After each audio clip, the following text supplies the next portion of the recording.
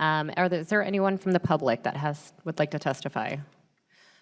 Very well, we'll go to member questions. Representative Dean. Thank you, Madam Chair and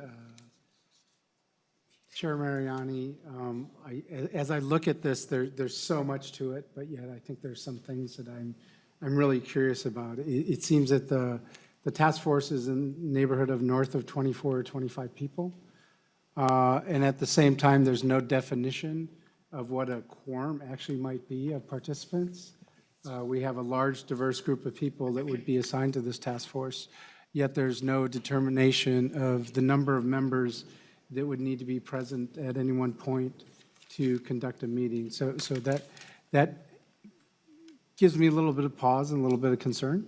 I've read through sort of the duties, and as you know, I proposed a constitutional amendment for going to the people, and it doesn't seem to be one of the things that they're even considering, unless I'm just not reading deep enough into some of the other pieces. We know that 9 out of the 10 states that have legalized it have done it through some type of ballot initiative. Minnesota doesn't have a referendum. We don't have ballot initiative. So the things that go to the people are actually through a constitutional amendment. And if you look closely, the amendment actually prescribes to the state legislature to determine the parameters on which manufacturing, distribution, taxation, and all those other things that would have to take place. I think that's what you're setting up this group to do, and I think that's really admirable.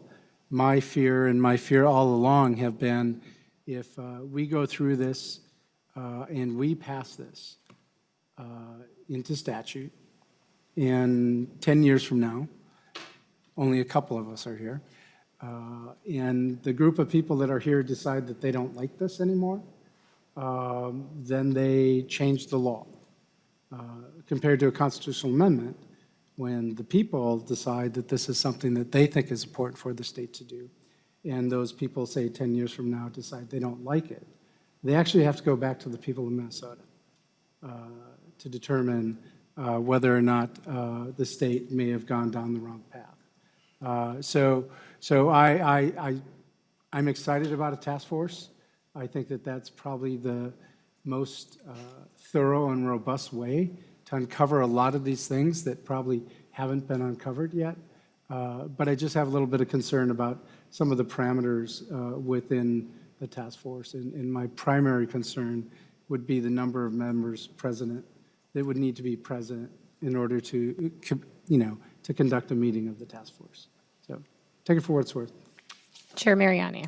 Madam Chair, as I indicated earlier, this has been a bill that we have been building as we've been going.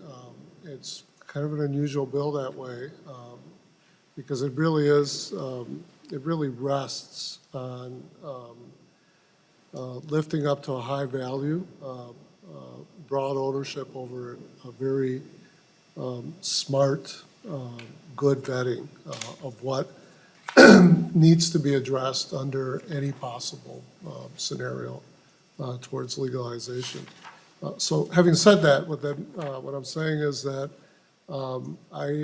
I've noted your very first concerns. I think those are important, and I'd love to work with you before we finalize this to address, the issue of, issues of quorum, presence. I can certainly see, hopefully not, but a scenario where a bunch of people walk away, and then you wind up with this formal group that, is issuing information that is best issued, by keeping everyone at the table.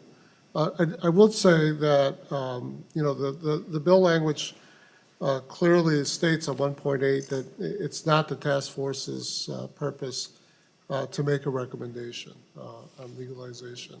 So your observation is accurate, and so it's just very important to be very forthcoming about that in fact the purpose is to gather facts and report them back to the legislature. I would say that regardless of well, if we got to that point of legalization in some form, regardless of how we got there, whether it might be through a referendum or an action, the legislature with the executive branch obviously signing off on it, that the questions remain the same in terms of what we should be looking at in that long list of things that we want them to look at.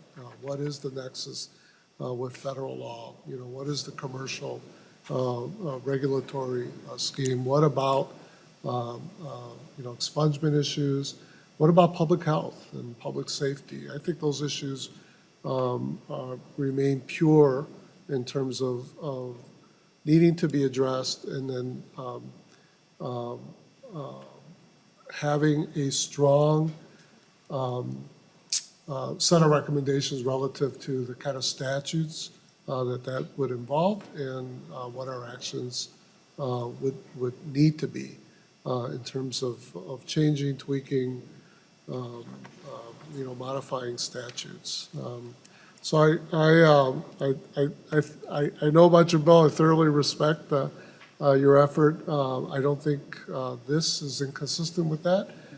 Frankly, I don't think it's inconsistent with those who would prefer not to have cannabis legalized as well. I think Mr. Flaherty captured that really well in terms of making sure that we're aware and that we have eyes wide open that inform whatever decision we make.